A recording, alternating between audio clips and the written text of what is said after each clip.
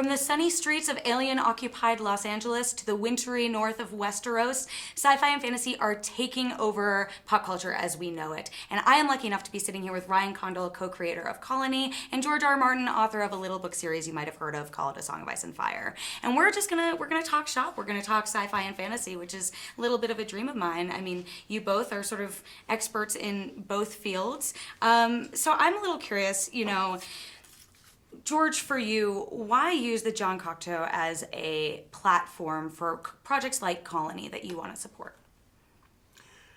Well, it's television and film are both part of the entertainment business in Hollywood.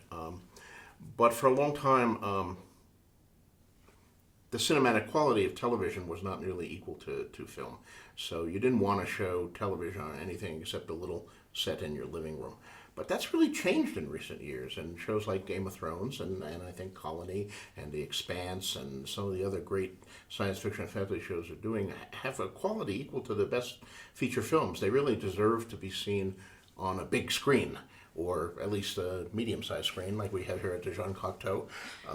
And it's great to get people in and let them experience these things with all of the, I really appreciate the special effects and the art design and the set design and the cinematography and the things that go into it. It gives me a big kick. My friends like to tease me and say that you're not a blog. LiveJournal blog is my personal Oprah's book club, because whenever you recommend something, I end up going out and buying it. So that helps. Someone's listening. It helps when we have opportunities like this. So I'm curious for you both, what was the sci-fi moment, be it novel, film, or TV, that was definitive in making you a fan of the genre? Well, for me, it was in childhood. I think I was already a comic book fan. I'd been reading comic books for years, but a friend of my mother's, childhood friend of my mother's, gave me for Christmas one year Robert A. Heinlein's juvenile novel Half Space, It Will Travel, and I was hooked right from then.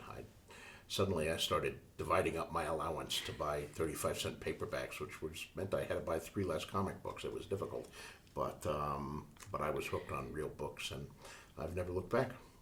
How about for you, Ryan? For me, it was really more movies. I grew up on movies. I mean, I found the literature side I think more fantasy than science fiction in terms of literature, but for me, it started with Star Wars, the kind of cliche stock answer. But I think the big ones that really changed me as I became a little bit older and kind of more, critical and capable of a little bit more in-depth thinking was Alien and Blade Runner, the sort of Ridley Scott duology, and both of those really changed me and showed me that science fiction could be done very seriously and also in a incredibly grounded way that feels like, oh, okay, well, in 50 years or in 60 years, this could actually happen to us. One thing that I've found really interesting in the past couple of years is people are using Game of Thrones, the TV show, sort of as a barometer, not only for what great fantasy TV can be, but just great TV in general. And I'm sure, even Colony, I'm sure at some point by some person has been compared to Game of Thrones in one way or another. And I'm curious, what do you guys think about comparing shows against each other? Battlestar Galactica is another big sci-fi example, is this is what can be great about sci-fi. And do you think we benefit from comparing shows to each other like that? Well, I don't know if we benefit, but I think it's natural and human. People always compare things to other things. What's the best Western? What's the best cop show? What's the best fantasy show or science fiction show? And they seem to enjoy that. I mean, you go on YouTube and there are a million, best 10 Westerns of all time, worst 10 Westerns of all time. IGN is very guilty of that. all of these lists that people throw up, and then you can argue about them. I mean, these lists are all made up, and nothing is real. I've had my own list that I've been asked to, and I've written up best 10 fantasy movies, best 10 science fiction movies, and people argue about them, and that's great. I love people arguing about art and literature and movies. I mean, whenever I go to a movie, almost as much as I like the movie, I like going out for coffee with my friends afterwards and having a discussion about what we just saw. Right. Yeah, I mean, I think it's George is totally right that there's a human drive to find similarities in things, and And I think that's what allows science fiction fantasy to have the kind of renaissance that it's having right now, certainly on television and movies, because the fan base is so well educated now that they have this kind of baseline knowledge, and they're able to find similarities in things, and that's got that little piece of that show that I liked, or that book that I liked that I read, and it allows creators like us to introduce them to new things, hopefully different things that tell new stories, where they can find that little piece of comfort that they have in it that allows them to explore a new world. Something that really struck me about both of your properties, George with the fantasy elements in Game of Thrones and Ryan with the sci-fi in Colony, is that you guys show a lot of restraint, especially at the beginning, in incorporating those elements. Like Game of Thrones very much starts off as more of a political drama that you weave the fantasy in later. And with Colony, yes, it's an alien invasion, but we never see the aliens. It's all about the humans. So what do you both enjoy about that type of storytelling? And again, like, what is the benefit to that type of storytelling with genre? I mean, for Colony, Carlton and I really wanted to tell us a story that starts kind of at the inside on this from this familial perspective, set in this very different world, and explore it through their eyes and their point of view. And we think it's really fun. Audiences really respond to shows when you ask them to be an active participant in it and play along. And when you see particularly the pilot of Colony, you're kind of immersed into this world. Will breaks an egg, and there's some concertina wire around the backyard. Bram seems to be very concerned with picking certain kinds of oranges, and it's all visual exposition, but it's demanding that the audience play along with you and get involved and discover the world along with you. And they will respect you and love you for that if you do that. And for me, Colony is primarily a family drama and an espionage thriller that just happens to be set in a sci-fi world. And those are the dramatic thematic elements that I and Carlton were really interested in playing with. Just as I think the political drama for George and for Song of Ice and Fire. I think that's somewhat a tradition of science fiction. Is the certainly in print science fiction, you start reading a book and it's a science fiction book, and the world seems strange, but part of the charm is figuring out the world. Right. And science fiction writers are kind of trained to do that. They automatically, well, what's different here? What's this reading? Well, is this the future? Is this another planet? Is this? And you figure it out. It all falls into place, and there's a satisfaction to the hardcore science fiction fan about doing that, the same way a mystery fan loves figuring out who done it from the clues that the detective is leading around. We like figuring out what kind of world is this and how did it change from our world. It has to be done carefully, though. I mean, you mentioned Game of Thrones being a political drama, but I couldn't go 600 pages of just straight political drama. I had a signal, and in both book and the TV show, we open with the first experience with the others, right. the White Walkers, the Whites, to say right at the beginning, this is not just ordinary history. There are supernatural elements at work here, and then you can go back to it once you've sort of set the table that way. George, you mentioned in the past that your friend Phyllis gave you the note early on to put the dragons in. And I'm curious, Ryan, have you ever received a game-changing note for a project like that? We actually got, I have to give my agent, Teresa Kang, credit, gave the note very early on, take the aliens out. And there was some talk about showing something in the pilot, and this was long before it was really even, I mean, it might have been a first draft of the script at that point. But it was such a great note because it made it very clear to us. We were trying to toe the line of, this is definitely a science fiction show, but we don't want to really spend a lot of time with them. And that note freed us up to really let Colony be the show that we wanted to be, which is really a show about a occupation of the city of Los Angeles and the proxy government that's put in charge, and who collaborates and who resists, and there happens to be 300-foot walls surrounding the city and drones crisscrossing the skies. But it was a terrific note, and it really helped the show. So thank you, Teresa. Thank you. George, on the flip side, do you think if you hadn't gotten that note, would you have gone full fantasy? Would you have gone full magic with A Song of Ice and Fire? I might have come to the same conclusion anyway, but Phyllis Eisenstein, who's the writer I was referring to, did put her arguments pretty forcefully. I mean, it always would have been an alternate world, a secondary universe, as Tolkien called them. With not France and the Netherlands and Spain, but Westeros and Dorne and Essos and Bravos and so on. It was always going to be that. The question was, should the fantasy elements be overt, or should they be almost science fiction elements in disguise? And that was the other thing I was playing with, that there would be people who commanded what would seem to be magical fire powers, but maybe they were just pyromancy, psionic ability to create blasts of fire with your mind. But I went with the literal dragons instead of the figurative dragons, because dragons are cool and expensive to do on film, mind you, but worth it and cool. Yeah. So I'm gonna ask a question. Please, I would love so that. Was the plan that the dragons existed and now were extinct as they kind of were in the world, and the note was to actually bring them back alive in the show, or was that the... No, that Phyllis's note, and this goes all the way back to like 1991 or 92, but long before any of the books were written or published. What I was debating was whether dragons should exist at all, or whether, the Starks have wolves on their banners, the other people have lions. They don't necessarily have a lion that they take with them everywhere. The Lannisters don't go riding about on lions. And the Targaryens would have the dragon, but it would refer to their magical abilities with fire, not to an actual literal dragon. Yeah. That was the other concept that I toyed with and ultimately discarded. So I think that was the right choice. We like the dragons. Yeah, we like the dragons. We're okay with the dragons, expensive or not.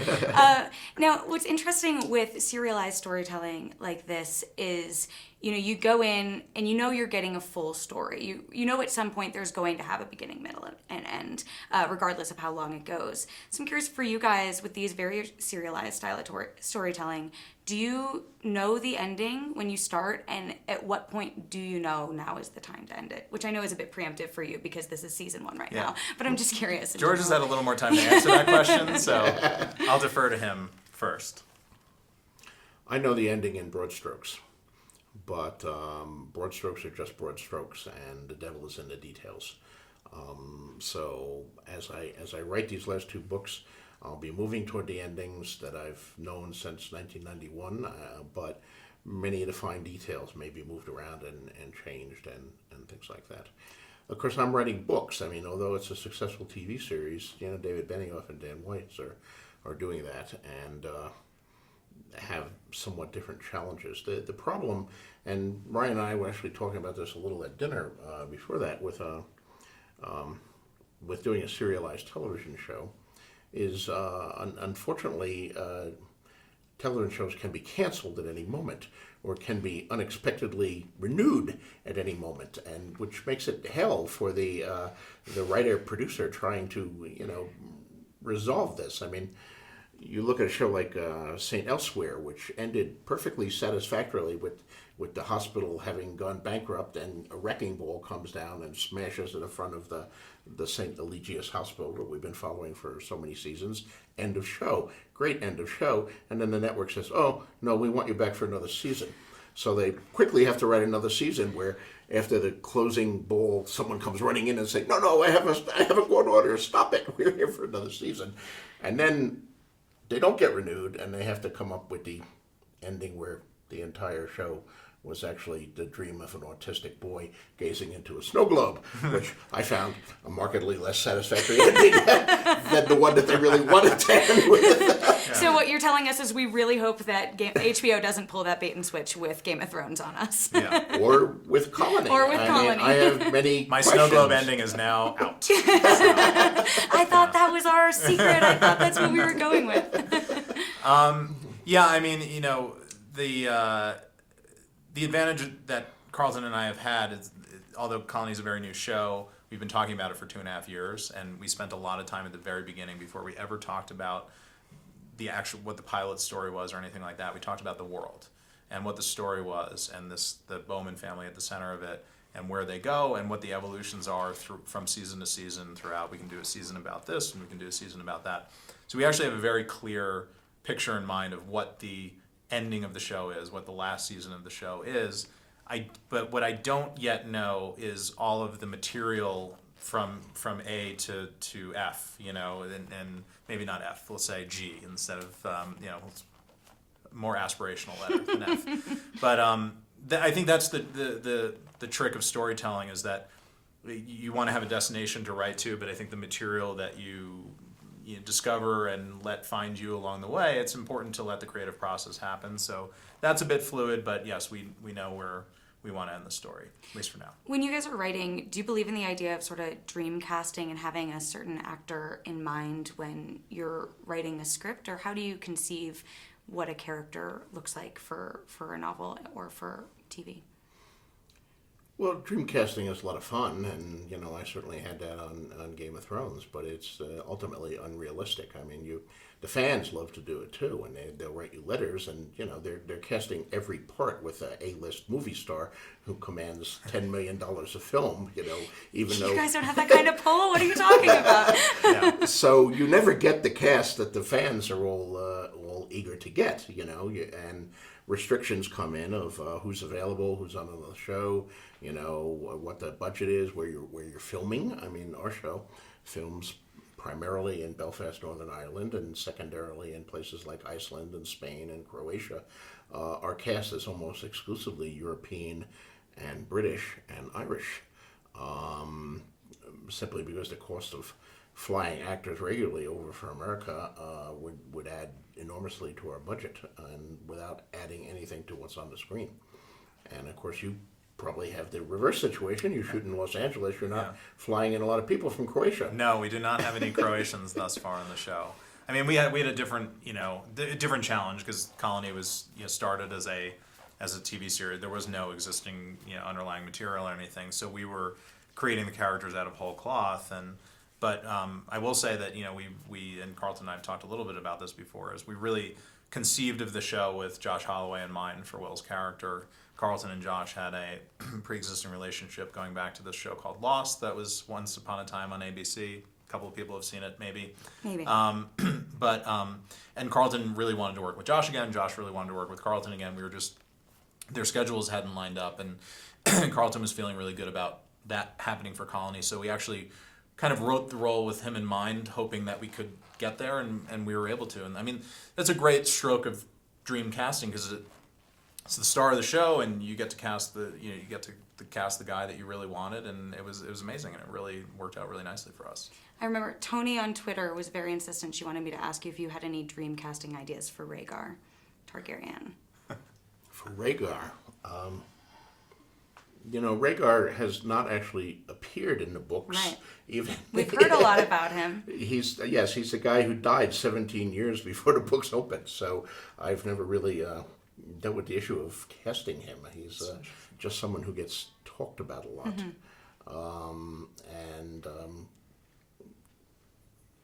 I don't know we will ever cast Rhaegar, but it's not even mental.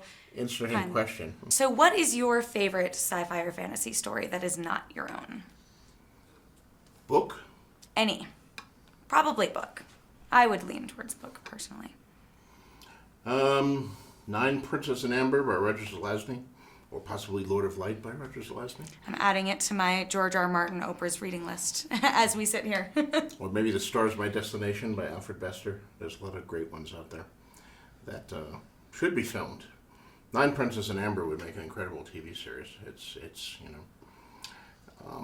very Games of Thrones-esque, but with a flavor that's uniquely its own, and nine princes competing for a single throne. That's not even counting their sisters. The women are the most devious of all here, and a series of alternate universes, and you can walk from one to the other if you have the blood of Amber. It's Roger Zelazny lived in Santa Fe, and he was one of the great writers of this genre.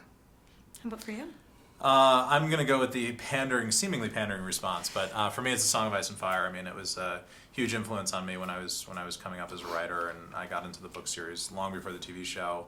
I read them voraciously again and again, and it really was a big influence on me kind of early on as I was trying to start writing on my own. And I still revisit them every couple of years when I can. Well, so George, you've worked in TV before. People can't see this here, but there are a whole bunch of Beauty and the Beast posters in the room next to us, which I get such a kick out of. But you were like, the pace isn't for you. The way that it worked, at least at the time, was not for you. So I'm curious. I haven't seen you write a novel or talk about that at all. Do you have any interest in going to the other side like George did? I think so, yes. But I think I'm looking to that as kind of being the thing that I want to do after. You know, I'm really excited by what TV is and can be today, and I think we're at a lot of interesting things have happened in the last couple of years. You know, it's spurred on by shows like Game of Thrones that have really broken the mold in a lot of ways, and I think there's a lot of interesting stuff left to be done. And but I do envision a day of log cabins and tweed jackets with elbow patches and And separate an old offices. typewriter. Exactly. This is a golden age for science fiction television in television. There's never been so many shows on before, and it's partly a consequence of the fact that special effects are so much more advanced with computer animation and things like that. We can do things that we could not have dreamed of when I was doing Beauty and the Beast and the Twilight Zone before that. But it's also a function of the fact that we have so many outlets now dividing up the audience. Mm-hmm. I mean, when I first came on Twilight Zone in the mid '80s, there were 3 networks, and that was the only place you could do a drama. You know, the independent stations and the syndication, they just reran old network stuff, and they had a few local Bozo the Clown shows and all that. But you needed a mass general audience, and science fiction is a specialized audience. That doesn't. There's a lot of people just don't get it, and that's true of fantasy too. But now that we're not slicing the pie into 3 huge slices, that you can be successful with just a thin slice of the pie, there's enough pie for 100 shows, and we're seeing them, and some are great and some are less great, but it's great to see all this creativity happening. Well, and that's why we have the benefit of networks like USA getting really into the sci-fi game. Exactly. You know, George, I'm curious for you, when you started writing this book, it was before the adaptation came, and obviously, you know, TV shows work at a different pace than the book. How has that affected your writing process, going from a time before you had to worry about the show to now? And is there that concern, like, do you ever have the thought, like, do I have to beat the show or something like that to the end? Well, if I did have that thought, I've lost, because the show has caught up and is in the process of passing me. Ideally, I would have liked to finish all 7 books and have the story complete. But the show moves at a faster pace than I do. And that's partly because I'm a slow writer, and I've always been a slow writer. And also, I've had a lot of distractions in the last few years. One of the distractions is the show. I mean, I've been involved in the show. I wrote episodes for many of the earlier seasons. I was involved as a co-executive producer in some of the stuff, and that took a considerable amount of time. But it is what it is. Ideally, I wish I could hold up The Winds of Winter, the 6th book right now, and tell everybody to go out and buy it on Amazon or at Barnes & Noble or at their favorite local bookseller. But it's still not done, so all I can do is continue to write it. Well, we do know, at least if the zombie apocalypse comes, there's a chance that we'll get a promise of spring, like in Z Nation, your awesome cameo. I do have to ask you, since I have you here, last year you've given us some teases about The Winds of Winter, but last year you dropped the bomb that you had a twist that you were contemplating, but you weren't sure if you were going to go ahead with it. Can you tell us if you've decided, and if we'll know what it is when we eventually read it? I have decided to do that, yes. I have decided to do it. And will you know it? I don't know. It's fairly obvious, because it's a something that involves a couple characters, one of whom is dead in the show but not dead in the books. So the show can't do this, unfortunately. You tease. Because they've killed a character that I have not killed. But that doesn't narrow it down much, because at this point there are like 15 characters who are dead on the show who are still alive in the books. Yeah. I get all of this stuff about being bloody-minded, but David and Dan are bloodier than I am. Listen, I saw your office Actors bathroom. are expensive. Right? No, I saw your office bathroom. You have the psycho bloody handprints. I assume that's where you take your characters to die. Now for the true heavy hitter question of this interview. Are you guys ready? If you had one item that you had to hoard in the world of Colony, what would that one item be that you would make sure you stockpile? Well, I was very traumatized by the Colony episode where they came in and arrested the teacher for teaching Fahrenheit 451. So, being a book lover, I would have to get a Kindle with my entire library of thousands of books, including Ray Bradbury Fahrenheit 451 on it. So I would have all the books there on one nice, easy Kindle that I could locate, because I wouldn't want to be arrested for reading Bradbury. Yeah. That's a perfect answer. I'm gonna go on the other side of the medium wall, which is my Blu-ray collection. I think one of the scary things about this world is that art, largely other than propaganda, resistance propaganda, has ended. So we are sort of left with the library of things as they existed before. People aren't writing new books, at least not yet. Certainly not making new movies. So I think that's a very important thing to preserve and to live on. So I would be hoarding away my Criterion collection of Blu-rays in my Blu-ray player somewhere. Such good answers. Hopefully in the green zone. Hopefully in the green zone. Hopefully in the green. Exactly. What did I call it the last time we talked? The Mulholland the block. Mulholland block. The Yeah. Mulholland block. That's what you'll have to Yeah. call it in season 2. That's the Chinatown spinoff. The Chinatown you spinoff. were way ahead. Yeah. Well, you See, guys. when we get to the point in Colony where we find out about this, I want to find out why the aliens don't want books in Fahrenheit 451 out there. Here you go. Those are 2 requests for season 2 already. Take I'm already notes. thinking about the answer. You guys, it has truly been such a pleasure to sit down and talk with you both. Thank you so much for taking the time. I know you're both very busy, and I truly appreciate it. For all things Colony, Game of Thrones, sci-fi, and fantasy, keep it here at IGN.